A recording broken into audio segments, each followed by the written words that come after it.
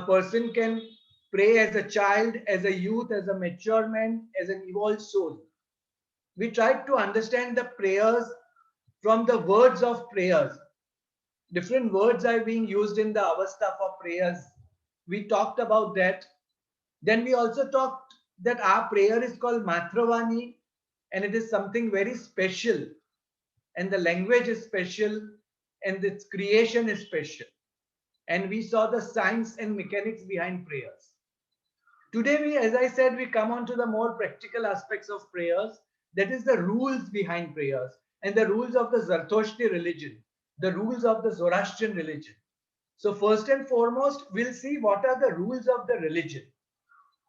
Then today we will see the benefits, the different benefits of prayers. Then tips for an ideal prayer experience. And before we open up for Q&A, there are some FAQs about prayer which are there in everyone's mind. So we'll clear those FAQs about prayer, and then we'll have as many questions as necessary. So basically, there is a word in our religion called tariqat, which generally was much used in the past, but nowadays it is not more used. Tariqat is a Palvi Arabic word which means a tariqa, a way of doing certain things, especially in religion. And these include rules of purity and ritual purity.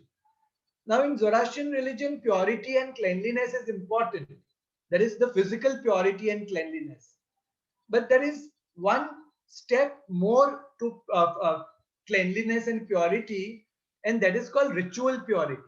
That is purity from things unseen. Unseen things can give us impurity, and ritual purity means keeping us pure from unseen things, from things which cannot be physically identified. So, first of all, we need to have physical purity before prayer. Then we need to do the padya. Padya is a word for kasti, a special form of kasti. Generally, we used to call it padyap kasti. The kasti is not just about tying and untying the sacred cord, the kasti, and saying the prayers, but there is something that goes beyond that, before that, and that is called the padya. So padya is to say Snautra Ure Mazdao.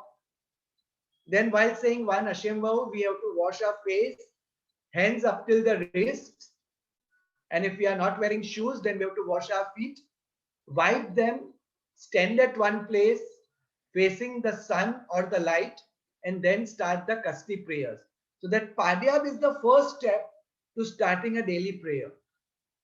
Then there are some rules for ritual purity. Ritual purity means that you have to observe certain rules like keeping away from non-Zoroastrians, not for any disrespect, but there are certain rules that we have to follow. Then a lady who is under menstruation and dirty places like a toilet or a place where there is death like cemetery. So if you are doing your daily prayer, you have to observe these rules of ritual purity. Then of course dress comes into picture. That is the Sadra Kasti has to be there.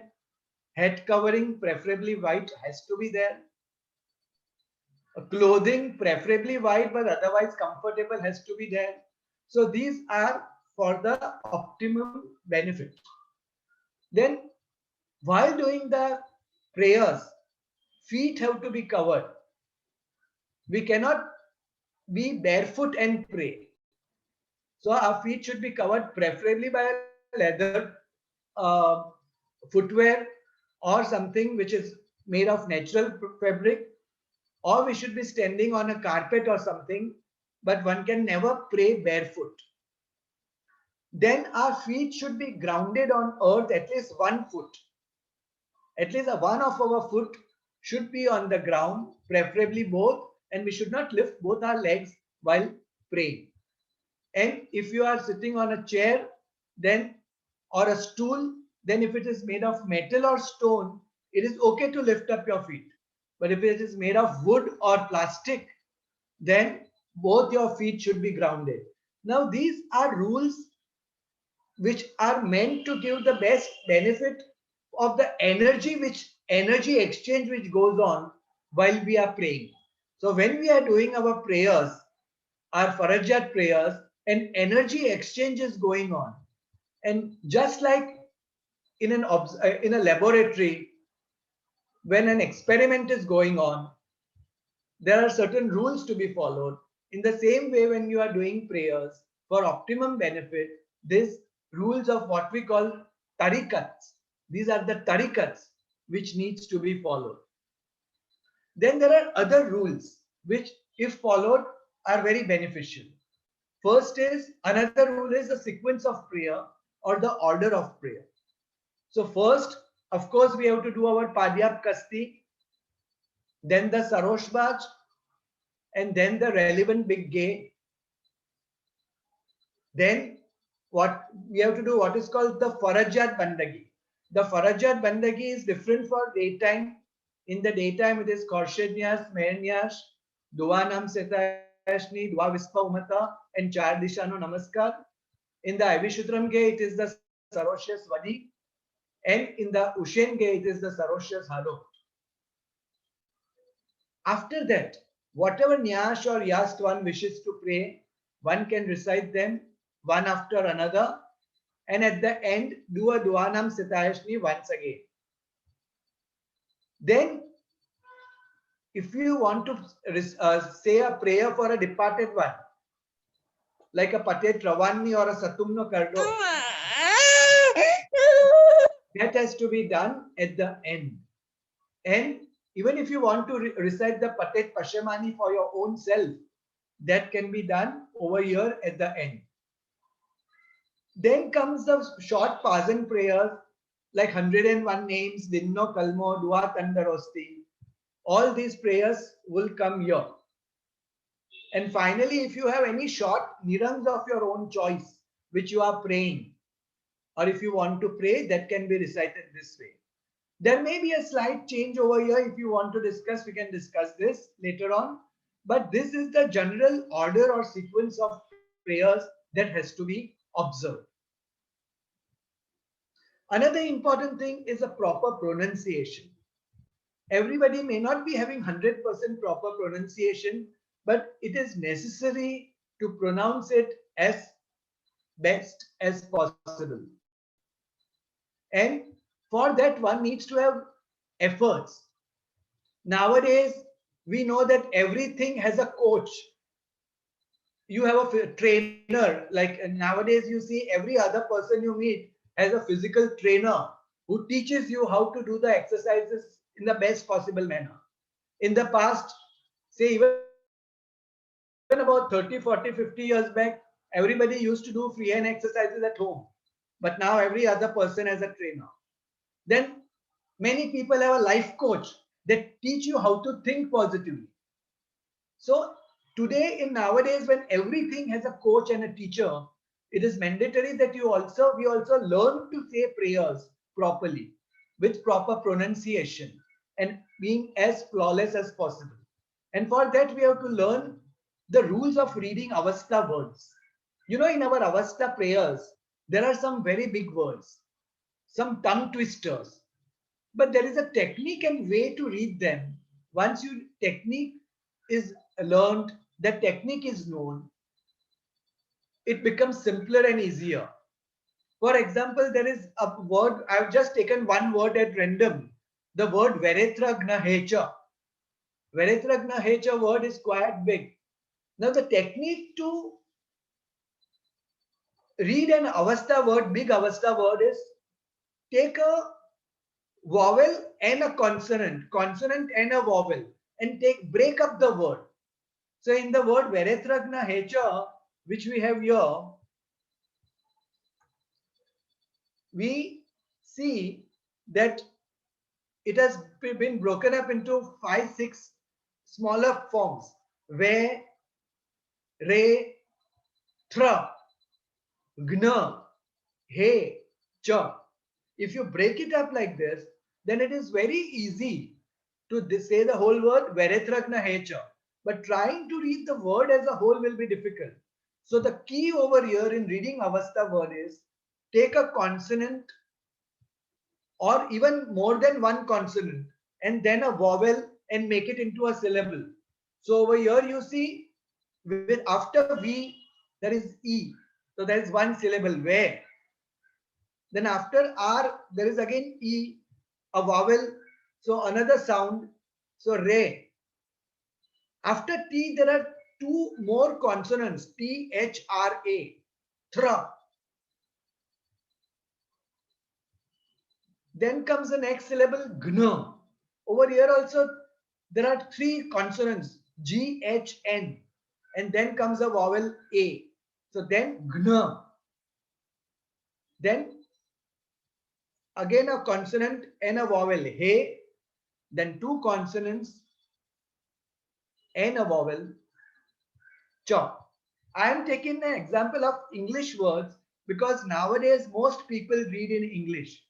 Many people think by reading in English, you don't get proper perfect pronunciations. I beg to differ with such people because if you have your technique right, you can get pronunciations as good in English as you can get in Gujarati. In fact, in Gujarati, many people prefer the Ashud Uchcharni book, the book with the faulty pronunciations. And that is worse than praying in English. Because English, if you know the technique, you will be able to pronounce it rightly. But if you are praying from an Ashud Uchcharni book, you are guaranteed not to pray correctly. Because you are reading, the book itself is giving you wrong pronunciations. So how can you read? So that if you are reading in Gujarati, the best option is to read from the Shuddha Gujaratini book. And later on, while we are discussing stuff, if anybody who is reading in Gujarati wants to come up with any discussions about how to read in Gujarati, we can take it up. And another thing is, of course, like how we practice something before doing anything. Like public speakers try to practice their speech before speaking, or actors, and in drama there are several rehearsals, dancers do several rehearsals, singers do several rehearsals. In that way, before actually saying a big prayer, like if you want to start praying the Mahabhakta Nyas or Avadishur Nyas or Hormaz Nyas, you have to make an attempt to first try and read the prayer and then actually pray. In that way, when you actually pray, it will not be so difficult and it will be quicker and proper and in a better manner.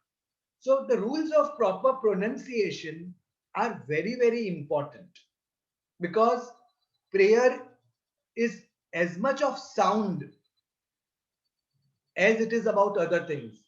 So, proper sound is very essential. Then there is a time for prayers. At certain point of time we need to pray certain things. There are 5 gays in a day, and there are prayers many a times specific to the gay.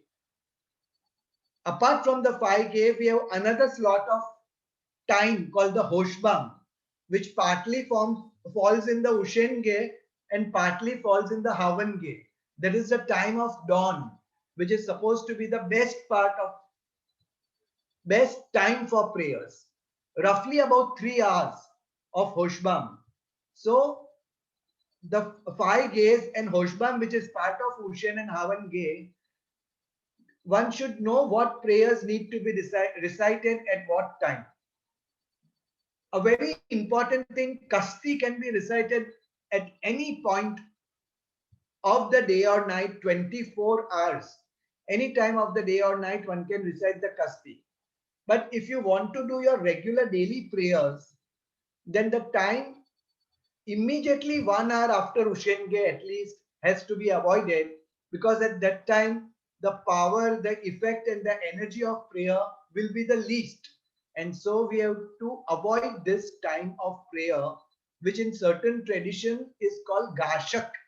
Gashak literally means the bed time. So it is the bed time for prayers. So why do something on that particular time? When 23 other hours are available, why to do it at that one particular hour. So that hour has to be best avoided. Then there is a place for prayers. Actually, we already mentioned, the place has to be a clean, pure, ritually pure place.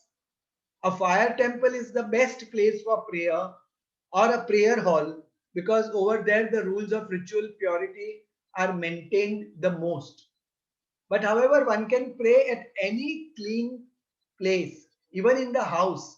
We can create our own prayer corner or a prayer room where we can pray. And it is always beneficial and preferable to pray at one place and at one time, if possible. If not, it is okay. But it is always best to create an energy of the place where that praying day in and day out makes that place itself, even if it is in the house, sacred. And that sacred space of yours will be conducive to prayers. So it is better to create your sacred space for prayers. Direction also holds a very important aspect in prayers. In daytime, we are asked to face the sun and pray. We are asked to face the sun and do the kasti prayers at least. The kasti prayers have always to be done facing the sun. Otherwise, one can pray the rest of the prayers in any of the three directions. But our religion, because it has developed in the northern hemisphere, it has this thing about barring prayers in the north, because in the northern hemisphere the sun never comes in the north, and the winter winds used to come from the north, and that's why. And the religion very specifically says in the Avesta that the north side is the side of collection of evil things. The devils, the evil beings reside in the north. So for this purpose, Zoroastrians traditionally have always avoided facing the north while praying. The only exception is the Char Disano Namaskar. When we do the Char Disano Namaskar, after facing the other three sides and directions, we face the north and pray that paragraph once. So that is the only exception. Otherwise, we have to avoid the north while praying. So while doing the nyash, we have the five nyash, and each of the nyash is for a particular creation. So it is always beneficial to face that creation while doing the nyash. That particular creation is called the kebla. Kebla means anything that you direct your prayer towards. Generally, we Parsi Zoroastrians believe that the sanctum sanctorum of the fire is called the Kebla. Why is it called the Kebla? Because in the Agyari we face the fire while praying. But otherwise, the sun could be our Kebla. The moon could be our Kebla. The water could be our Kebla. So Kebla is any place, anything where we direct our prayers. That is our Kebla. So we should direct our prayers especially towards the creations. And the five Nyash are for the creations. The Yash are for divine beings, for the Yazats and Ameshastas. But the five Nyash are for the creations first, and then the divine being presiding over them. At night time, it is preferable to face the moon if possible, or otherwise one can face any natural light like a fire or a diva, or if that is not available, one can face a electric light also. But even at night, we have to avoid facing the north. We should not face the north even at night. Then we pray for particular purpose. Generally, what is the general purpose for prayer? The general purpose for prayer is to get our store of chore, our store of divine energy. That is the main and basic purpose of prayer, whether it is doing the kasti, or whether it is doing your short farajat, or whether it is doing your long farajat. The main purpose is that. And once you have your divine energy, once you have your chore, everything else falls in place.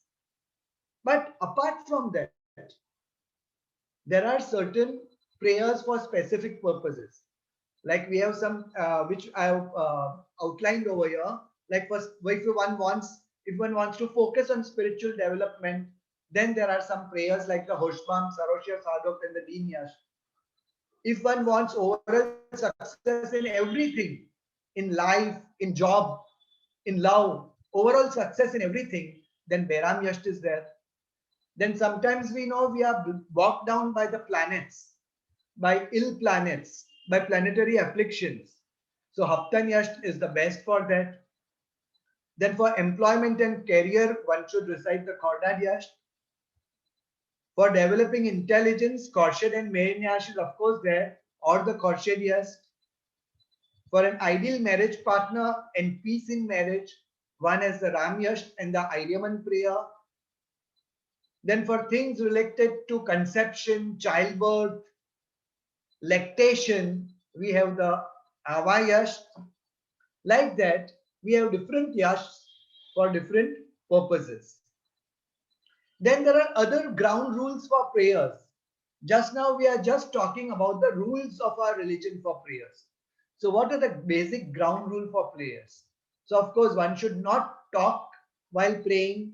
Now many Parsis, though this is not officially official thing per se, but if one has to perchance speak something while prayer, in our Parsi tradition, we had the thing called Bajma Banwanu. Bajma Bolwanu, which means we used to purse our lips and then speak. So, if somebody wants to ask us something, we may and persist in asking, we may say, so in that way, this was called Bajma Bolwano. You can just say a few words like this, not your full conversation about how you spent yesterday evening, but you can just say one or two words in between just to tell somebody that one is praying. But otherwise, we should avoid talking and speaking while praying. We should also not eat or drink while we are doing our prayers. We should also avoid spitting as much as possible unless one has a health condition or one is not well and one has to spit out. That may be the rare case, but otherwise we have to avoid spitting while praying. Then while praying, one has to have a comfortable posture, and as I already said, both the legs should be on the ground, or at least one leg should be on the ground. But one should not cross legs while praying. While sitting with the legs dangling down, one should not cross the legs while they are dangling down, because our tradition forbids it, because it has something to do with the flow of energy in our body while praying. Sitting cross-legged while praying is not good, conducive to the flow of energy. But our tradition allows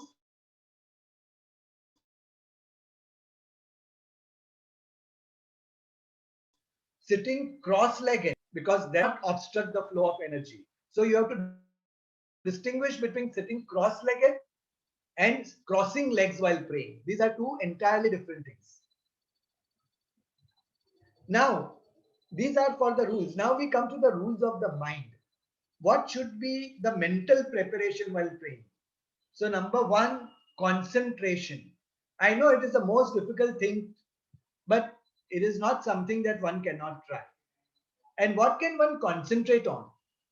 One should concentrate just on the sound of prayer. So for example, while one is saying the Ashem Vahu, one has to concentrate on the word Ashem, Vahu, Vahishtem, Asti, Ushta, Asti. So one has to concentrate on the sound of the prayer. Then another thing one can concentrate on are some basic words which all of us know while praying. So like while doing prayers, the word Aura, Mazda, Hormaz, Zarathustra, Amesha Spenta, Amesha Span do come. So if you are focusing on the sound, then you will come across these words like Kemna Mazda. When you are saying Kemna Mazda, the word Mazda will come. And Mazda is the name of the god. So like that, all these words are strewn across our prayers. Aurai Mazdai Vispa Vahu Chinamni in the Jasame Avangya Mazda. So we can focus on the words, these key words. And when we focus on these keywords, we can also focus on that divine being. And we can also focus on another thing that we can focus on is the gist of the prayer. Like for example, when you are saying Kemna Mazda, we can just think that this prayer is giving me protection. When we say the Aura Mazda Khodai, we can just think that this prayer is to fight evil and is to say sorry if we have been unable to fight it. While praying Jasame Avangya Mazda, we can just think that I am promising to follow my religion all my life. So if you know this gist of prayers, like while saying the Hormazyas, if you just think that Hormazyas is only about positive energy. So may positive energy keep filling my house and my body. So like just the gist of the prayer are also enough to give you the right mental frame for praying. Then another thing is we have to be in the present moment while praying. Just think of the prayer and not something which we had done in the past or which we have to do in the future. Those few minutes that you devote to prayer, just devote it to it fully and completely and be in the present while you are praying. Of course, it is best to be in the present all the time, but to be in the present while doing your prayer will give the optimum benefit of the prayer. And another thing, most important thing is we are creatures of habit, we are creatures of thought. Our mind, thoughts keep floating in our mind sometimes, often. So while doing prayers also, they may float in your mind. This is something that is bothering you. This is something that is there on your mind. So let them come and go. Let them float. Don't try to be a watchguard, a sentry, a watchman saying, oh, get out. No entry just now. You can't come in just now. This is my prayer time. No, you can't do that. So let them come and go. Let them come and go. Don't talk with them. Don't engage with them. Don't stop them. Just let them pass. And you will realize that this flow of thoughts will start decreasing if you adopt this attitude while prayer.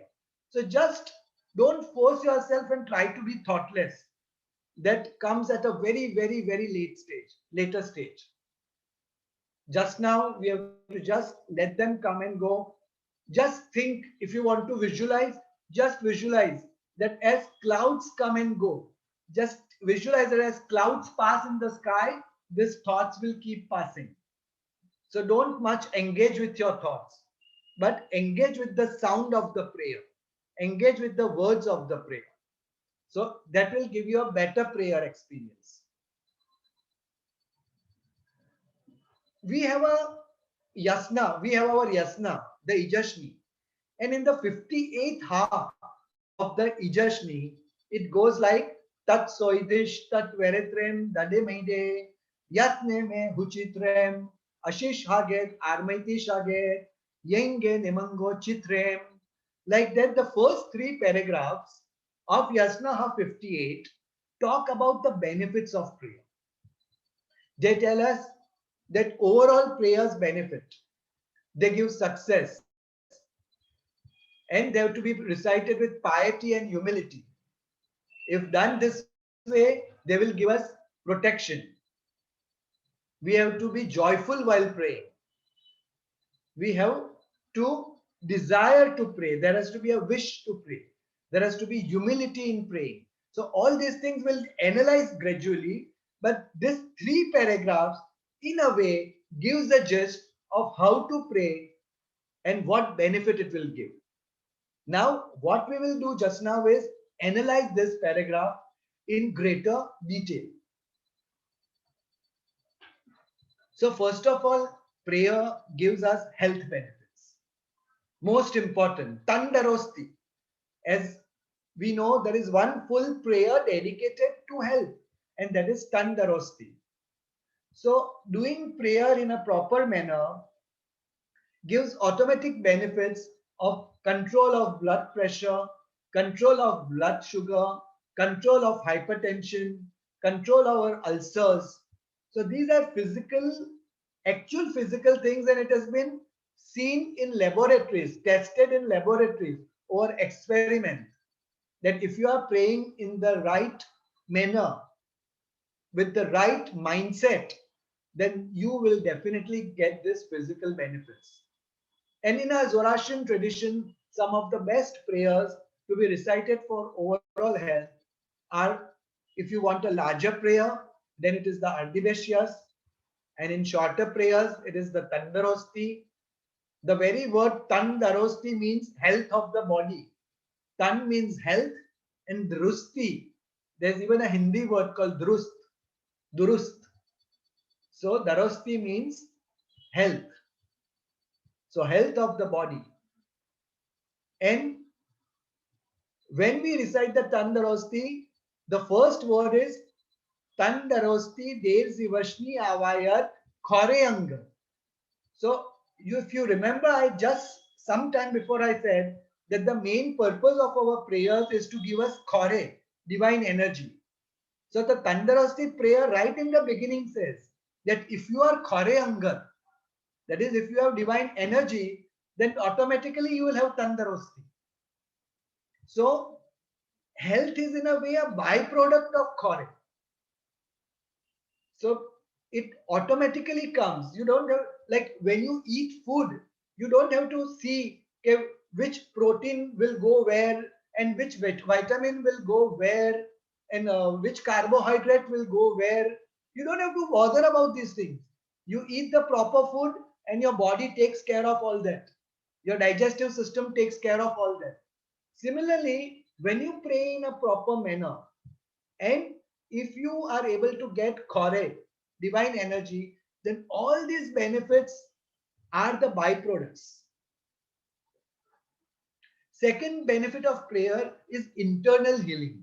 While your mind is at rest, as we discussed in the last lecture, the brain starts working. The brain is the best hypothecary in the world, the best chemist shop in the world. It knows which part of your body requires what hormones, chemicals, and while it is in a relaxed state, it will start working. So your internal healing will take place while you are doing your prayers. Of course, this internal healing takes place also when you are in the depressed state of sleep. When you are in the depressed state of sleep, this internal healing does take place. But for that, you at least need to have 3 to 4 hours of pre-sleep to reach that deepest state of sleep. But while doing prayers, which is a form of meditation, within a span of 20-25 minutes, you can reach that stage where your mind starts self-healing. So that is itself a benefit of our prayers.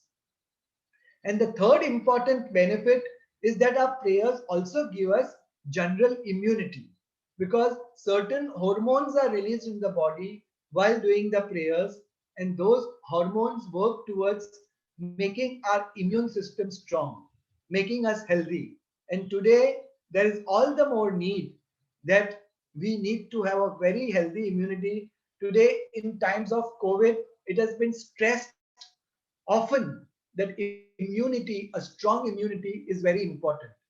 Of course, there are proper foods for immunity, but prayer and meditation also will boost immunity to a great extent. Then there are several mental benefits of prayer. If you really say the prayer in the right manner, then we get an inner joy. Many people say कि आज હું બન્યો નથી, today I have not prayed and I don't feel the same. So because they're missing out on that joy, which is a subconscious thing, which is an unconscious thing, they can't pinpoint it, but they know that they are missing out something. And that is the inner joy, that inner harmony and peace, that inner oneness with the world that is happening while we are praying. So prayer gives you a sort of a calmness and relaxation. And not just during the time of the prayer, mind you, that calmness and relaxation goes on for the next 24 hours. It's just that if you do a physical exercise for just 10 to 15 minutes in the day, the benefit of that physical exercise, of that stretching and bending, will get you through in an energetic state physically throughout the day. Similarly, those 20 or 30 minutes of prayer will give you all the mental benefits right through the day. Prayer also gives you intuition. While you are praying, Sarosh Yazar brings messages. There is divine intelligence all around us, which brings messages. And that is what we call intuition. It gives a clarity of thought. All this help us in becoming tolerant and understanding. If we are tolerant and understanding, if we are not scared of others, then that gives a sort of a courage, confidence, and fearlessness. Because generally we are afraid because we are not confident. If we are confident, we won't be afraid. So that inner courage and confidence gives us a form of fearlessness, that me and my God are there. So that I don't have to be scared about other things. Then it gives a positive attitude towards life. It gives a sort of a strength and power. And Zarathustra clearly says in Yasna 28.5, Gatha Aunavaiti, that by this mantra, he says, Anamatra Mazishtem Vauroi Maidi Krapsra Hizva, which means by means of this mantra, by the help of this mantra, may I overcome the bitterness that is there in my opponents. He calls them evil people. Their tongue is bad. So may I overcome them. So prayers will give you a sort of a power which will be able to help you to influence others for the better. But before that, you can also improve your own self while saying prayer. If you perceive that you have some problem, like anger issues or jealousy issues or some other issues you have. So while praying, while sitting for your prayers, if you just sow these thoughts in your mind, in your subconscious, that I want to be calm, I don't want to be angry, I want to be contented and not envious. If you keep planting these thoughts in your mind while doing prayers, before starting your prayers, then they will become a part of your belief system. They'll become a part of your subconscious, and gradually we will see that we will be able to overcome those negative traits that have been housed in us since perhaps childhood or even before that. So, prayers have got physical and mental benefits. But over and above that, the most important benefits that the prayers give us are the spiritual benefits. First of all, prayer, we know that in this world there is Geti Minoani, there is a physical aspect and a spiritual aspect. Tani Ravani, that is a physical aspect and a spiritual aspect. And we keep ourselves protected from the physical aspect as much as possible. But what protects us from spiritual evil? What protects us from spiritual bad things, spiritual bad thoughts, things which are not perceivable? So, first of all, prayer protects us against evil. And the best prayers for protection against evil are the Yathaviryo, the Kemna Mazda, the entire Kasti ritual, the names of Aura Mazda which are in the Hormaz Yash, especially the first 20 names. And in our religion, there are some capsule prayers called Baj. So we have a Baj called Baj of Sarosh, and that protects us from Druje Nasu, that is the evil that emanates from contagion from a dead body. And that's why when we go for Paidas, everybody is enjoined to say the Baj of Sarosh for their own protection. Then in our tradition, there is also a Baj for toilets, going to toilet, because a toilet is basically a place where you give out the negatives of your body, the waste of your body. So that's not a very pleasant thing, not a very pleasant place. So our tradition also has a bath for toilet, which you have to say before and after going to toilet in order to protect yourself. So like that, our religion has given us several things about protection. But a simple Yathavaryo is enough for protection if you don't know anything else. Yathavaryo is one of the best prayers for protection.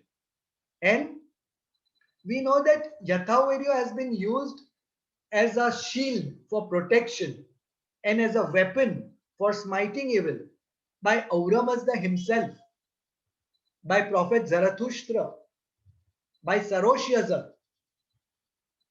All in our prayers we are told that Aura Mazda has used Yathavaryo as a shield and as a weapon. Zarathustra has used Yathavaryo as a shield and a weapon. The weapon of Saroshyazar is Yathavaryo. In our Saroshya's Hadok we pray Yenge Auno Vairios Naitish, means whose weapon is Yathavaryo. That is whose means Saroshya's. So if Aura Mazda uses Yathavaryo Aunavar as a weapon, if Zarathustra had used it as a weapon, if Saroshas had uses it as a weapon, why can't we use it as a weapon against evil? So we have to make Yathavaryo our very weapon against evil. Then by doing prayers, we get from help from God and divine beings. Prayer can also work as a link between ourselves and the spiritual world, ourselves and our soul, ourselves and our Pravashi. Prayer helps to purify and uplift our soul, advance our soul. You know, the very first line in our Atashnyas is Usmoy Uzareshwa Aura, which Zarathustra says in the Gathas and we say in the Atashnyas. So Usmoy Uzareshwa Aura means, oh Aura, please uplift me. Please uplift, make me advance. Please uplift my soul. So this desire of spiritual upliftment has been there and our prayers help us in it. Another important benefit, spiritual benefit of our prayer is that when you pray to a particular Yazad or Amesha Aspan, you can invoke them and ask them to come to you. When the Mobed Sahib does the Jashan in your house, he invokes particular divine beings to come to the house. He asks Aura Mazda to come to the house. He asks Ashofar to come to the house. He asks the souls to come to the house. He asks Dam Yazad, the Yazad who gives blessings, to come to the house. He asks Sarosh Yazad to come to the house. So by praying, we bring down the presence of divine beings. The most important spiritual benefit of our prayers is, as I always keep on saying, is Khore or divine energy that we get through prayers, because that will lead us to our life's purpose. It will give us a direction towards our life's purpose. And another important spiritual benefit which we have already talked about is that sometimes adverse planets also hamper our life, hamper our well-being, hamper our happiness. So prayers can lighten those planetary afflictions. In Persian, there is a very beautiful line, Bandagi do bakt ast. Means bandagi, that is prayer, creates a second nasib. Bakt means nasib, fortune. So even if your fortune is bad, your prayer will create a parallel fortune for you, a parallel good fortune for you. So that's why in Persian, this very beautiful line is there, Bandagi do baktas. Means bandagi is our second luck. It brings us parallel luck. So like that, prayers are helpful and beneficial in so many ways. So as was rightly pointed out, I told to you last time that more things are wrought by prayer than the world dreams of. We can't even imagine in what different ways our Matravani prayers help us. So let your voice rise like a fountain for me night and day. So this is what we have been told about prayers. Now, these are some tips for getting the best out of our prayers. First is we should have a proper mindset, and that mindset should be giving and surrender and not asking. The mindset while praying should be of giving. As Zarathustra says once again in the Atashnyas, Atratam Zarathustra Tanvaschit Kakyao. Zarathustra says, I give my own life, my body to you before I do anything else. So that giving and surrender has to be there. Then it is always preferable to ask for intangible rather than tangible things. We should ask for intangible things like peace, energy, contentment, development, evolution, and leave the rest as byproducts. But even it's not that one cannot ask for tangible things. We can ask for anything from God. We can ask for wealth, we can ask for money, we can ask for job, we can ask for love, we can ask for life, we can ask for anything. But after asking that, we have to be patient and leave the result to God. Because God is wise, He knows best. So, the best thing is that you have to remember the 70-30 principle, that when you are praying for something, let's say a job or the love of your life, 70% is based on your efforts and 30% is based on prayers. So prayer can tilt the balance, but prayer cannot totally change something that has been there ordained for you. So always keep this in mind, that prayers are not limitless. They also have got limitations. Then, of course, prayers have to be done with good intentions, only then they fructify. In our Yasht, we are told that evil people pray. Evil people like Zohak also pray. Evil people like Afrasiab also pray. They prayed to Ama Yazar, they prayed to Ram Yazar, they prayed to Ashishwan Yazar, and they asked for gifts. But this Yazars did not give them, because it was clearly said that they did not pray with the right intentions. They were asking for wrong things and bad things. And that's why their prayers were not granted. This we are specifically told in the Yashas. So when we pray, we have to pray with good intention and compassion for everybody else, not with the idea of hurting or harming anybody. Of course, we have to fight evil. We have to fight someone who is doing wrong. We have to be very clear about that. That if we perceive that somebody is doing something wrong, we can pray for fighting against it. But you can't fight against somebody who is good, basically, for the ill of somebody who is good. Then another important thing is that we have to pray with intensity. Focus on quality rather than quantity. Don't count કે આજે મેં કેટલી yes કીધી. આજે તમે ઓરમજ yes કીધી, અડિવેસ yes કીધી, સરોજ yes કીધી, અરે હપ્કન યસ રહી ગઈ, અરે હોમ યસ રહી ગઈ, અરે સિરોજા યસ રહી ગઈ. No, don't go on quantity. Focus on the quality of your prayers. Just think how much time you can honestly devote for prayers. 20 minutes, 30 minutes, 1 hour. Don't think how much you will be able to pray. Just think how you will be able to pray. Give yourself to prayers during those times. Don't think, अरे आज हमारी अडिबेस yes रही गई, अरे आज हमारी आय हडोक रही गई, अरे आज हमारी आय आवा यस रही गई. No, that should not be the mindset for prayers. Don't force yourself to pray. Give yourself that long rope. So there are two beautiful quotes, one by Benjamin Franklin. Pray as if you were to die tomorrow. With that intensity you pray. And then Alexis Carrel once again gives a very beautiful quote. Strength in prayer is better than length in prayer. Strength again means your intensity, your earnestness. So strength in prayer is better than length in prayer. So we have to pray with utmost sincerity. Like, just imagine a 4 or 5-year-old child, how sincere it is when it is talking to his mother or father. That sincerity has to be there when we are praying. There are numerous stories about how sincerity to God is more important than the mechanics of prayer. That does not mean you should not keep in mind the mechanics of prayer, but sincerity is important, especially when it is done at times when the regular thing is not possible. So we have a story about a farmer who forgot a Bible when going to another place, and so he could not pray. So what he did was he just said his alphabet 10 times, A, B, C, D to up to Z. He just said them 10 times.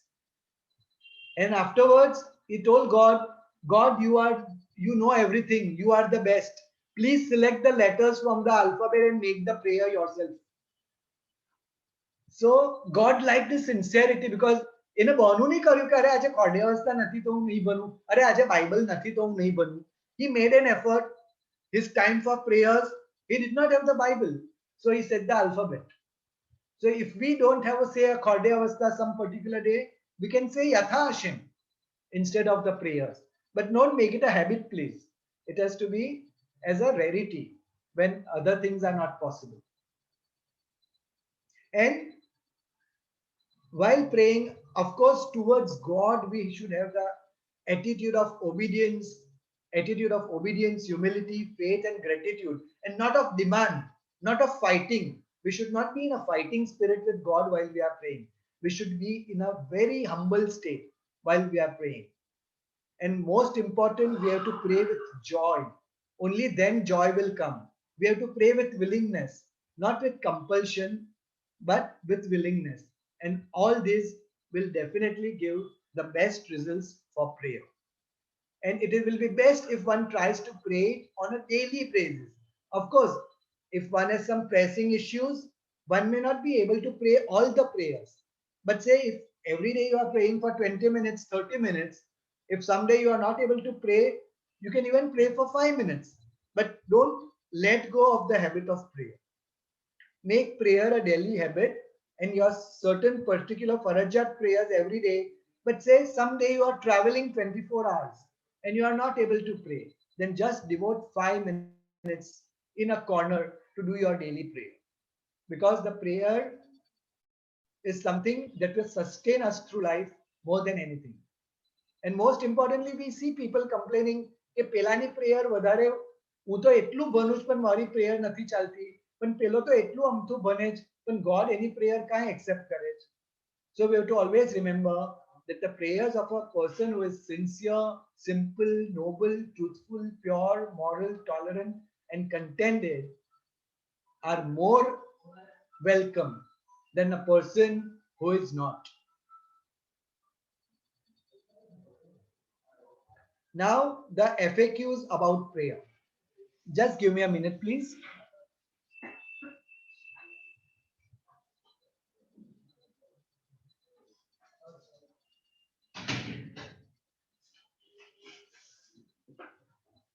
Sorry. Now, whenever we go out to talk about prayers, these 2-3 questions are always there. That one is, why should we pray in Avastha language? Why can't we pray in English language, a language which we understand so well? First of all, as we had discussed last time, prayers have two purposes: performative and informative. The performative purpose is much more important, and informative is less important. Informative means translation. You can always read the translation later on. And translations change from place to place and time to time. The simplest and the most basic of our word in Avastha, Asha, there is no one single word today which can translate the word Asha. You go to different translators, and these different translators, some will say truth, some will say piety, some will say righteousness, some will say honesty, some will say simplicity. There are so many translations of just this one word. So many things will be lost in translation. So that's why, of course, read the translation, read the best translations, the authentic translations. But while praying, Avastha language is important because it is the language of prayer, it is the language of performance, it has a power to give you divine energy, It has the power to work what we may call miracles, but that are not miracles, but they are laws of nature which we don't know and understand. So it is very important and necessary to pray in the Avastha language, because only that prayer can give a proper relaxation to mind. તમે જો English વાંચવા બેસશો ને, if you try praying in English, the translation, then thoughts keep coming to your mind. Thoughts of understanding whether my understanding is right or wrong, whether the translator is translating it correctly, whether this translation is correct or not. And that won't help the purpose of prayer, that is giving you a relaxed frame of mind. So another important thing is when you say the prayer in Avastha or Pasan language, you have to just imagine that Avastha prayer links you to God. Because we are told that Auramazda himself said Aunavar. So when saying Yathavirya, you can say, oh my God, Auramazda said Yathavirya. Zartushtra said Yathavirya. Saroshizat said Yathavirya. If I am saying Yathavirya, I am being connected to them. Dasturji Adelbart Marespan gave me the Pasan prayers. So when I am saying a Pasan prayer, I am saying the words of Adelbart Marespan. The very words that he uttered. So it's in a way links you to the origin of the prayer. And prayers have, as we say, more things are wrought by prayer than the world dreams of. They have the effect of a medicine or an exercise. You don't have to know what the medicine will work within, or what one exercise will do to your muscles and to your ligaments and to your tissues. You just have to do it and it will do its work. Similarly, you just pray and let the prayer do its work. That will be very, very important. So this begs the other question, that is it necessary for you to understand prayer? Or the general word that is used is babble. Is it okay to babble prayer? Now, just reciting the prayer in the proper manner is not babbling. It is chanting. And when you chant the prayers, if a wee bit of understanding is there, it may help. But even a person who knows the Avastha language thoroughly and properly and understands the prayers, even that person would not dare to go with the meaning of the prayers, because then he will lose the very purpose of prayers. So you have to be with the feel and the spirit of the prayer, and understanding can happen afterwards. So don't forget that prayer is to relax the mind and not to engage the mind. And another classic question is, can good deeds or ethics substitute prayer? And I've always said this question had come up last time also, that there are several things which a man has to do. The man has to work, the man has to do good deeds, a man has to know, a man has to pray, a man has to love. You can't say, can I just love and not know? Can I just work and not love? Can I just eat and not drink? No, these things can't be done that way. So good deeds and prayers both work together. Prayers are our shield against evil, and our good deeds are our weapon against evil. Both are mutually necessary. So never think that one or the other can substitute the other. Both are as essential and as necessary as the other. So finally, I will come to an end of this talk, that if we pray for 20 or 25 minutes in a day, if some mathematician does some calculation, they'll come to know that it is just 2 to 3% of the day. 20 to 25 minutes of 24 hours is just 2 to 3% of the day. If you do that much, then what in essence you are doing is not wasting that 2-3%, but as is classically said, is you are sharpening your knife. If you devote 5 minutes to sharpen your knife, then the rest of your vegetables will be cut faster. But if you say that I won't devote 5 minutes to sharpen my knife because that's a waste of time, then what in essence you'll be doing is you'll be wasting more time cutting your vegetables and fruits. So consider your prayer as sharpening your mind, because then whatever you will do will be much quicker and faster. So devote those 2 to 3% of your day to prayers, and if possible, in every day, you can devote 3 or 4 minutes to doing the kasti. There's nothing like it. That will keep on engaging your mind into that particular frame. So that is something very important. And however busy you are, you can always find 10 minutes or 20 minutes for prayer. And God likes a busy man doing prayer more than an idle man doing 1 hour prayer. A busy man doing 10 minutes of prayer is better than an idle man doing 1 hour of prayer. And I'll end with a very beautiful story that which is there in our Hindu scriptures, Indian scriptures, that one man complained to Narada.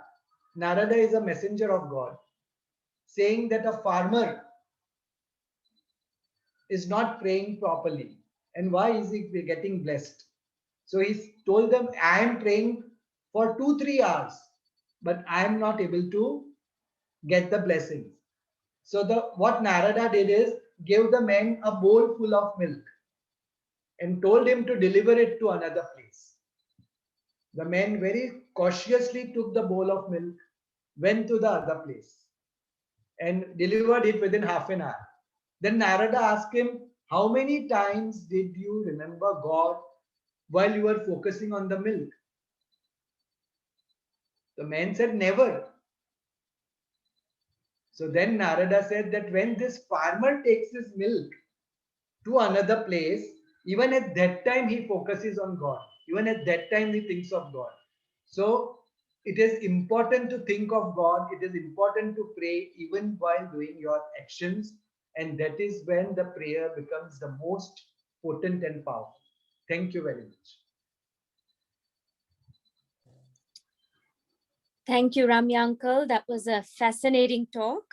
I'm sure all our attendees would agree with me. And we can tell that it's the case because we have many questions for you today. So we'll get right to it in the interest of time. The first question is that you mentioned that it's very important for our feet to be grounded with the earth, and I guess that has something to do with the energy from the earth whilst we pray as well. The question is, does grounded feet, is that also included when you have the feet on the carpet? Yes, carpet is considered to be a good conductor of good spiritual energy. Okay. So when you are on a mat, like a shetranji, what we call, or a carpet, even a bare feet on that is good. You know, I'll give you a very simple analogy. In life, we breathe, right? We take in oxygen and give out carbon dioxide. This keeps on happening without our noticing it. Another process that goes on, which our religion tells us, is that we take in good energy and give out negative energy all the time. But at the time of prayer, this is much more enhanced. So the process of this exchange of energy is somehow connected to our head covering and our feet covering. So that's why this tradition of covering your head in a particular manner and covering your feet in a particular manner and wearing some particular kind of clothes is there, because there is an exchange of energy. Now the exchange of energy happens the most at extremities. That is your head and your feet. And that's why these two have to be properly covered, that the exchange of energy that takes place is done in the best possible manner. Now, we don't understand the rules of the exchange of spiritual energy. It has already been given to us by our ancestors. So what we need to do is just follow those rules as best as possible. That's what we are doing. We can't empirically conduct experiments to find out these rules as of now as yet. So what we can best do is, if we want the best benefits, we need to follow those rules. True. Another question is from Kersi Aspar, that he was told that in the morning, the first kasti should be done without Kemna Mazda, just one Ashem Bahu. So he's asking you, is that correct? And if so, what is the reason behind it? Yeah, that's a very good question, Kersi uncle. In my talk, I talked to you something about Baj. Baj are capsule prayers which are said before and after an act. Now, in the past, there was also a Baj for going to sleep. Means when you are going to sleep, you need to be protected. So there was a prayer for going to sleep. In that prayer, in the end, they used to say Kemna Mazda. Okay. And in the morning, when you get up, you start with Nemascha Ya Armaite Sizacha, which is the last line of the Kasti. So that tradition continues today, even if one is not saying one's prayer. In the past, saying the Baj, you know, a Baj is a sort of prayer.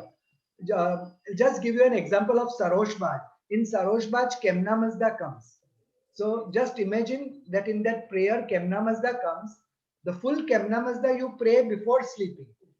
And in the morning, you just say Nemascha Ya Armaite Sizacha. So Kersi, the way to do this thing is, as soon as you get up, what we do is, આપણે નિમશ્ચ યાર મૈથી સિઝાચા કરીને અર્થને પગે પડીએ છીએ. અશેમ બહુ એક બનીએ છીએ. ને પછી કસ્તી ઔરમઝદ ખોદાઈથી we do the kasti. So what in essence you can do now also is, before going to sleep, you can say the full Kemna Mazda till Astavaitis Ashahe. Okay, if possible. Because what in essence you are doing just now is doing the rest of the prayer. So later on that Nemascha Ya Armaite Sizacha also got forgotten. And what people used to remember is just get up, Page Parvanu, Ashem Bahu Banvanu, Ne Auramazda Khoraiti Kasti Karvanu. So the correct, now you understand how this is a remnant of something. So Thank you. Thank you. Yeah. Dr. Ramya, we have another question. Now, you mentioned that there was a period which is known as the bad time to pray, which was the Ushayan Gay. Could we please have some clarification exactly what that time period looks like? Is it night, early morning? When is it? See, generally, the change of gay, we have 5 gays in the day: Bhavan Gay, Rapitvan Gay, Uziran Gay, Ayushutran Gay, Ushen Gay. Generally, that change of gay is the time when there is an imbalance in the good and bad energies. But in other times, it is okay. But at night time, when the Ayushutram gay goes into the Ushen Gay, that is the worst period, because during the daytime, the good energies are more powerful according to our religion. But at night time, the bad energies are more powerful. And so when the change of the gate takes place from Ayushutram gate to Ushen gate, that is at 12 midnight, for 1 full hour, that imbalance is there, the power of evil is much greater. And then the efficacy of your prayer gets very low. So at other times, what we should remember is that the change of gay, when the gay changes from Havan to Rapitwan to Uchiran, just give 10 minutes of time before doing your kasti. But the real Gashak period, the real bad period, comes from Ayushutram to Ushen Gate. In India, we have Indian Standard Time 12:40 a.m. So from that time, 1 hour, that is 1:40. Now in Australia, you have a different time, understanding of time. Ushen Gate starts at perhaps midnight 12. So from 12 to 1, it is best not to pray for 1 hour at least.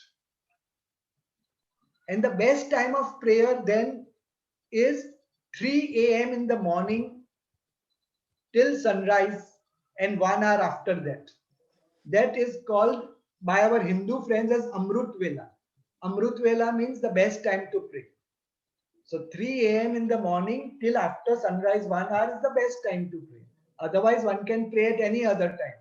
But the real Gashak time is 1 hour from Avishutram Gate to Ushen Gate. That is midnight to 1 a.m. So avoid praying at that time. One can do the Kasti, one can do the Yatha Hashem. That one can do any time of the day and night. But if many Zoroastrian, Mazdiyasi Zoroastrians and Iranis, Parsis, they have a habit of praying. If they have had a long day, if they have traveled, if they have gone for a party, they come at 11, 12 in the night. And even then they want to pray. So it is best to avoid your daily prayer in that time, because the efficacy of that prayer is almost nil during those times. That not for priests. This rule doesn't apply for priests, but for lay people and even for priests who are doing their daily prayers, this rule applies. But when a priest is doing a ritual like the Vandidar, that rule does not apply to him, because he in actuality is going into enemy territory and fighting. The very word Vandidar means Vi Devo Data, the laws against evil.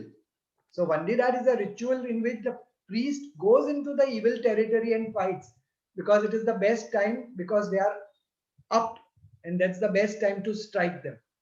So that is another rule altogether. But for lay people, this Gashak period is this. Thank you. Thank you for the clarification. Another question is, in our Korde Avesta prayers, there are some yash like Hormaz and Adibesh yash, which do not have any Karda numbers, whereas Sarosh and Beram yash have Karda numbers. What is the significance of this? In our Avestan text, there are in all about 19 yash which we can pray. Among these 19 yash, they are divided into two categories, the larger yash and the shorter yash. Now, one of the characteristic of larger yash is that they are divided into kardas. Kardas means a chapter.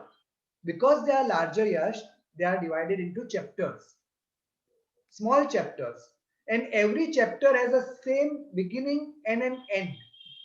So like in Beram yash, it will start with Verektrat name Auradatam Yazamide, every karda, and end with Yenge Hata. Now this is not true for shorter prayers, shorter yashs, because they are not made that way, where they are divided, they can be divided into kardas. But of course, all yash, even the shorter yash, are divided into paragraphs.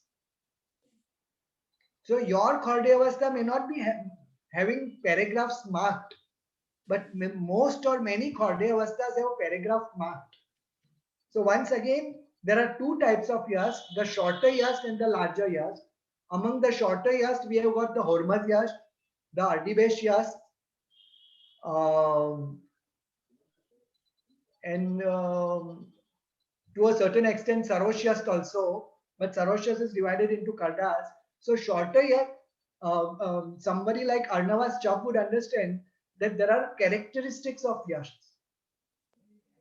Like the larger yash are dedicated to one particular divine being. The shorter yash are not generally dedicated to one particular divine being. So like that, the yash are divided into two groups, and that's why one of the group, which are the larger yash, have got kardas, and the shorter yash have not got kardas. Of course, they have been finally composed and devised in the Sasanian times by Dastur Adarbad Marespar. So he must be having his reason for doing them. But as we understand now, this is the reason or the rationale that we know of. Thank you.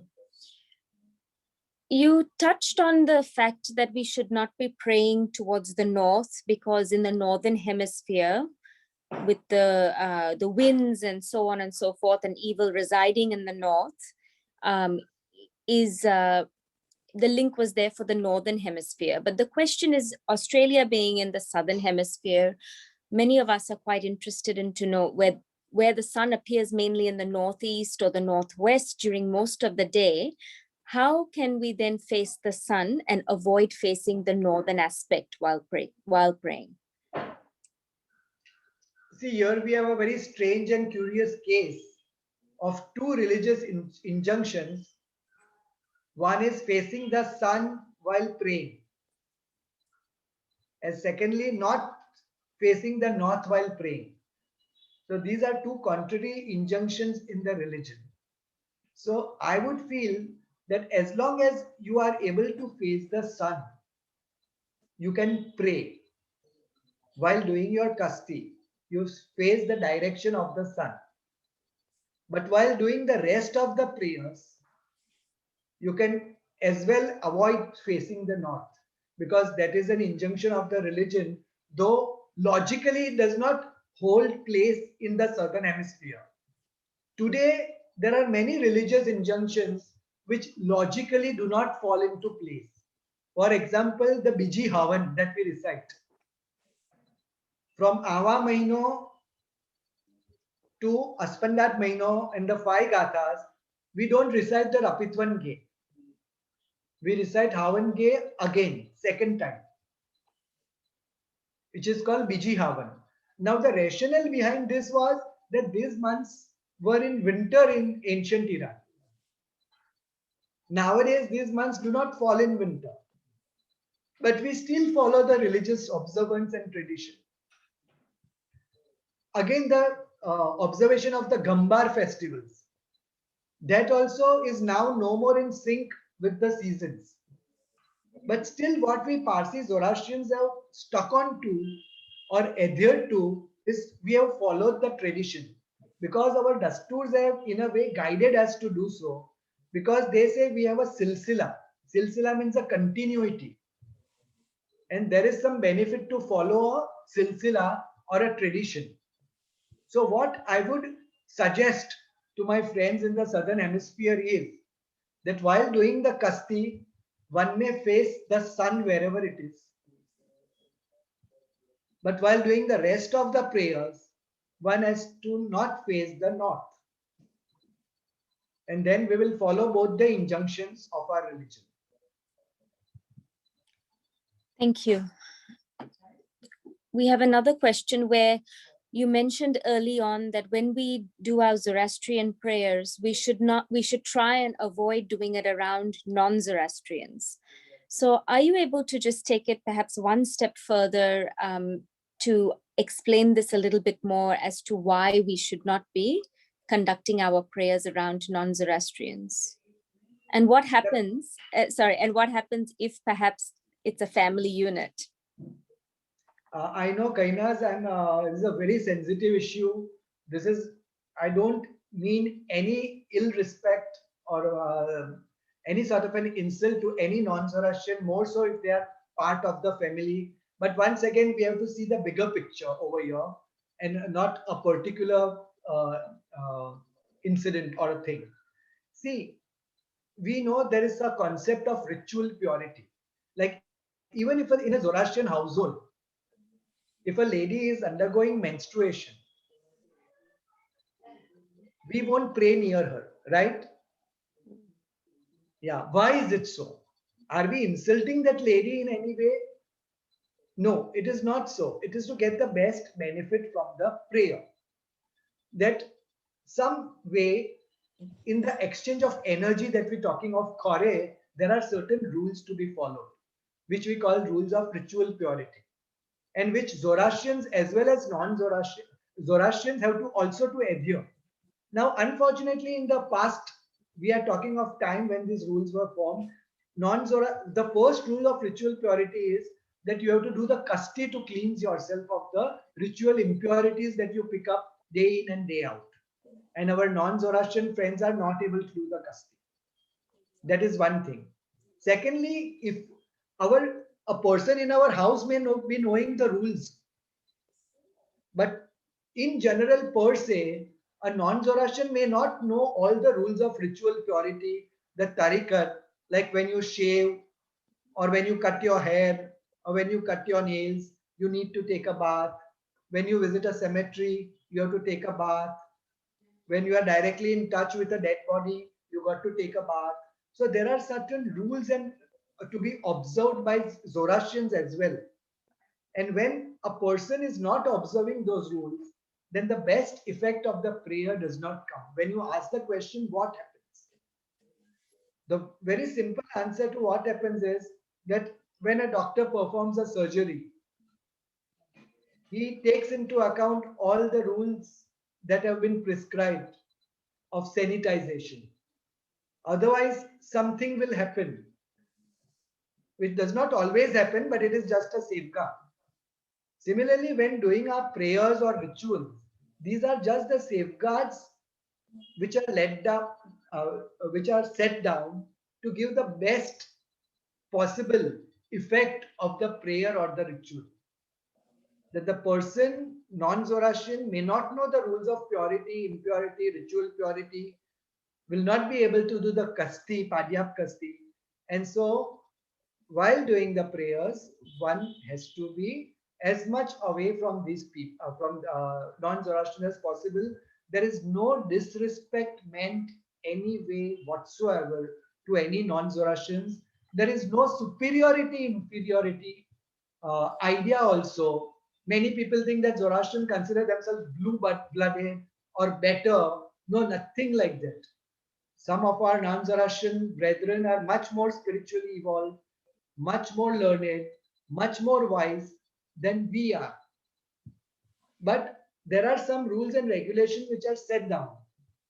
Like, see, if a surgeon is performing an operation, and if the prime minister of the country says, no, I want to get in, I want to barge in, I want to see the operation, how it is being performed, the surgeon will say, no, sir, even if you are the head of the country, I can't allow you in because this is for the well-being of the patient.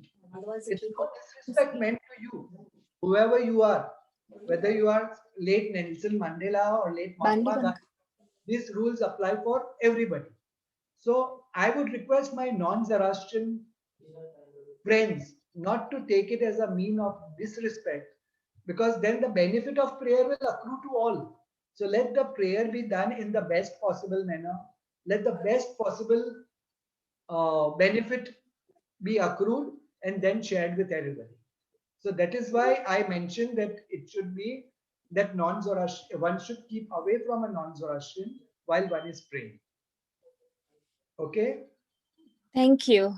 Thank you very much for that balanced and very wise explanation. And when it's put forward like that, I think it can alleviate a lot of other questions that people may have with regard to this particular subject. So thank you very much for that explanation. I'm just having a look at the number of questions. We do have still a few to go. Some have already been answered by you, so we'll skip through those. Uncle, very quickly now, in Avishutram Ge, Sarosh Yashnivadi, is it compulsory? Can we pray any other prayers without praying Sarosh Yashnivadi? I hope that makes sense. Yeah, very much. See, we have a concept of what is called the Farajat Bandagi. Farajat Bandagi means a compulsory prayer for a particular gay. So like if you want to say any yasht, say Hormaz yasht or Farvardin yasht, then if it is the daytime, Havan, Rapitvan, Ujiran gay, after Saroshbaj and the Kasti, Saroshbaj and the relevant big gay, we have to compulsorily say the Khorshid and Main yash. For Ivishutram gay, that relevant prayer, the Farajat prayer is the Saroshya Swadi after Kasti, Saroshbaj and the big Ivishutram gay. And for the Ushen gay, it is the Saroshya Hadok. Now, if you ask me the question that whether it is compulsory and necessary to say the Saroshya Swadi, if I want to say like Hormaz Yash, so immediately after Kasti, Saroshbaj and Ivishutram gay, can I say the Hormaz Yash directly if I don't have the time to say the Saroshya Swadi? My humble understanding is that once again, it is not okay to pray. Like if one does not have a time, or if one wants to pray Hormaz Yash, or if one is advised to pray the Hormaz Yash, one can do so. But the best benefit out of prayer will be if you recite it in that order. The best benefit will accrue if it is done in that order. Like ladies over here may be cooking, and they know that there is a certain routine to the cooking. Only at certain point you should add the masala or the oil or the tadka and let it cook for a certain while. And only then you add the vegetables. And then only then you add whatever you have to add. If somebody says, okay, if I don't want to add this, if I don't want to add that, what? You will get your cooked dish, but it will not taste as good. So similarly, if you want the best benefit of the prayers, it is advisable to do it in the prescribed order, the order which is prescribed by the tradition. But if that is not possible, it is okay. It's not that you are doing something wrong or you are sinning by doing it. You will get the benefit of your Hormaz Yash even if you don't say your Sarosya Swadi. But that will be much less. So it's not a question of right or wrong. It is a question of it is better. Thank you. I have another question. Someone has heard of something called, now pardon my, yes, thank you. Thank you, you saved me. And it is there in Hormaz Yash. Can you please explain to us what is that mantra? We all know that we Zoroastrian had 21 nasks or 21 volumes of Avesta, which Prophet Zarathustra had brought for us. Okay, those 21 nasks are now lost. Only one nask is left, and there are fragments from other nasks. So we have lost a majority of our Avestan text. So we are told that when the 21 nasks were there, they were divided into 3 groups. And these 3 groups were called Stauta Yasna, Matra Spenta, and Shusha Matra. Now that full group of that Shusha Matra nasks we don't have with us anymore. But literally, if you go to see, Shusha means thing which advances or progresses, and mantra means word of prayers. The Shusha mantra were those group of prayers which would give advancement to your prayers. So they were a type of prayers which we don't have that collection anymore. Today we just have Matra Spenta, what we call the group called Matra Spenta, which are the beneficent mantras. And Stauta Yasna was another group which contained the laws of the Avestan prayers, the laws on which the Avestan prayers were based. But that is also in a way lost. So if you ask, this word Shusha Matra does come in the Hormaz Yash, and it pertains to those group of prayers which are lost today, which we don't have anymore. But fragments of this are left. Like just now I recited a paragraph from 58 Ha, chapter 58 of Yasna, Tat Soidish Tat Verethrem Dademeide, in which the benefits of prayers are there. And that is supposed to be a fragment of the lost Shusha Matra Nask. That Yasna 58 is supposed to be, and that's why it is telling us about how to pray and what to pray and the benefit of prayers. So we do have fragments of the Shusha Matra, but whole prayers or whole collections of prayers are lost today. Thank you. This is an interesting question. So when we pray Sarosh Baj and we want to pray the Havan Ge, when do we pray that particular Ge? Is it after Fravarane Mazdayasno Zarathustrish and we pray the short Ge of 5 or 6 lines and then we continue praying the Sarosh Baj? And then after we complete the entire Sarosh Baj, then do we continue praying that particular full Ge? Yeah. That's Thanks right. for the question. Many people have this confusion, especially younger people. There are two types of gaze in our Khaurde Avastha. What we call the shorter gaze and what we call the larger gaze. Okay, this shorter gaze are 3-4 lines, whereas the larger gaze are about 5-6 pages at an average. Now, in every one of our prayers, including the Sarosh Baj, we have a paragraph called Fravarane Mazdeyasno Zarathushtrish Videvo Aurat Kesho. And in that paragraph, we are supposed to pray the shorter gaze of 3 or 4 lines.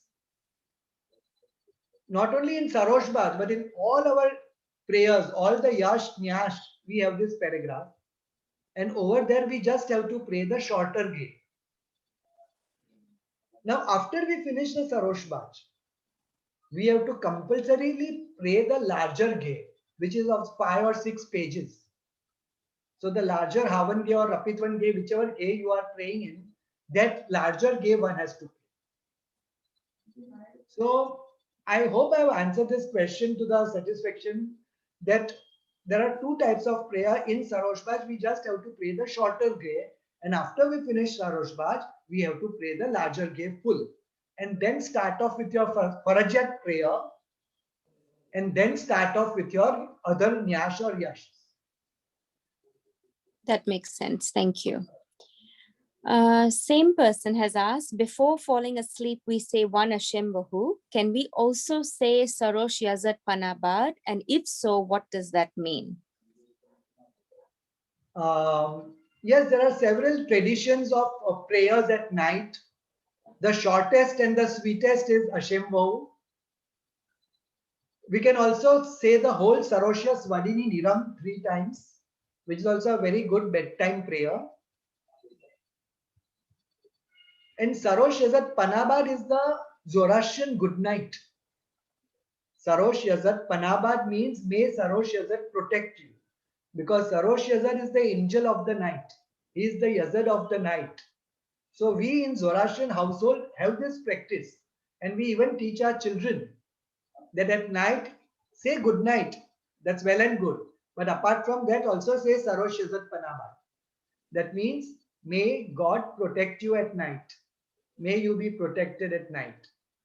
And Sarosh Yazat Panabad is a wonderful phrase which all of us should start using. Like the phrase of greeting is Yazdan Panabad, which most of us know. Yazdan Panabad means may God protect you, because God protects us all the time. So instead of saying hello, hi, how do you do? Nice to see you. Zoroastrians in the past used to say Yazdan Panabad. And in reply, they used to get Der Zio Shadbad. Yazdan Panabad means may God protect you. And Der Zio Shadbad means may you have a long and happy life. Wonderful greetings. Thank you. And at night time, it was Sarosh Yazat Panabad. That's a good one. I think I will tell my children about that one. So we've just got a few more, Rami uncle, if it's okay. I don't think it will take too much longer, but we have a question. In Iran, is the Shenshai shorter Kasti prayers followed, or the much longer Kadmi Kasti prayer? In Iran, most of the people are Kadmi and Iranis. And Kadmi and Iranis don't do the Shenshai. Shenshai only was started after we came to India. So it's after coming to India, and then in the diaspora where people go after went from India to other places. So we find Shenshais over there. So the indigenous Iranis only have the Kadmi prayers, Kadmi Kasti. And our Irani brethren also follow mostly the Kadmi Kasti. Okay. Do you have to pray a Nyash and a Yash before praying Dua Nam Shata Yasne? Can you, for example, just pray your Sarosh Baj, the relevant Ge, Atasni Nyash, and then Dua Nam Shata Yasne? Yeah, The Duanam Setashni is a very beautiful prayer. It's in Pazan, just 2 pages about. It's in praise of God. Beautiful praises of God are there in this prayer. So it is mandatory to say it as your daily prayer. So whenever we do the Farajat prayer of Khorshid and Mir Nyash, we invariably recite Vispa Umata, Duanam Setashni, and Char Dishano Namaskar after that. But otherwise, if you are doing any Nyash or Yash, you can do the Duanam Setashni after that. You can also do it as a standalone thank you prayer after your Kasti and Sarosh Bhaj if you don't want to recite anything else. But we have a tradition that after doing all your, if you are doing other Nyash and Yash, after doing all the Nyash and Yash, you have to do a Duanam Satayashni again. So in the question, the person is asking that after Atashnyas, of course, Atashnyas, after Atashnyas, one has to recite the Duanam Satayashni. Because after finishing all your prayers of Nyash and Yash, one should pray the Duanam Satayashni. If you just go through the meaning of the prayer, it's very beautiful. Thank you. Can prayers be done wearing rubber slippers? On a lighter note. When the Avastha, the Pelvi, the Pazin was composed, there were no rubber slippers. So, in our text, we have been told about leather and what we call natural fiber. So, it is best to avoid it rather than to fight it. Okay? Because today, this leather and rubber is an invention of the past 200 years. We have a tradition to avoid it in our religion. It is best to avoid it if possible. Sure. Okay? But as I said, this is a tradition which has come down to us in the last 200, 300 years because our religion definitely says that it is preferable to wear leather slippers and natural fiber below your feet. Sure. So it's best to avoid it if possible. Thank you. One last question. What are the consequences if you do not pray the larger gay after Sarosh Bhaj? What are the consequences if you don't eat your salad one day? What are the consequences if you don't have your soup one day? What are the consequences if you don't have your porridge one day? What are the consequences if you don't have your chapati one day? So it's very relative. Like it's, see, we have something called the Farajat prayer. This is called the shortest of Farajat. It's like if you're not able to do anything else, at least do your Kasti, Sarosh Bhaj and the relevant gate. But if you are even not able to do that, the least of the least of the least, at least do the Kasti and the Sarosh Bhaj. But if you are praying your big gate regularly, then I think it may just take about 3 minutes to pray it or 4 minutes to pray it. They are about 4-5 pages long. So our religion is not one of compulsion that you have to do it. At some day, if you are not able to do it, it is okay. So if you are not able to say the larger gay someday, it is okay. At least say that. If you are not able to say that, don't say that I'll not even do the Sarosh Bhaj. At least do the Kasti and the Sarosh Bhaj. If possible, the larger gay. If not, God is so understanding. It's a wonderful way to leave today's session.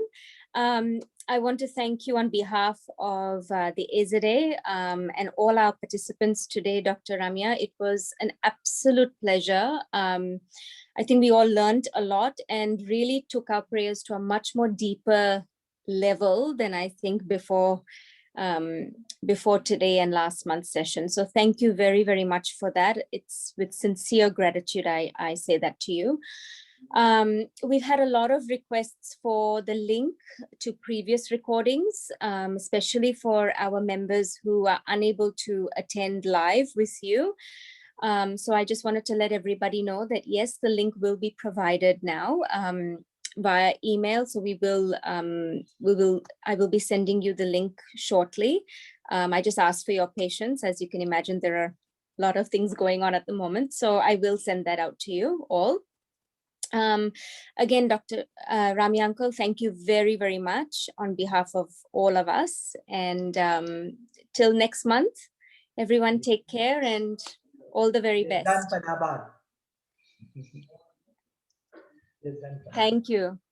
Bye-bye. Bye.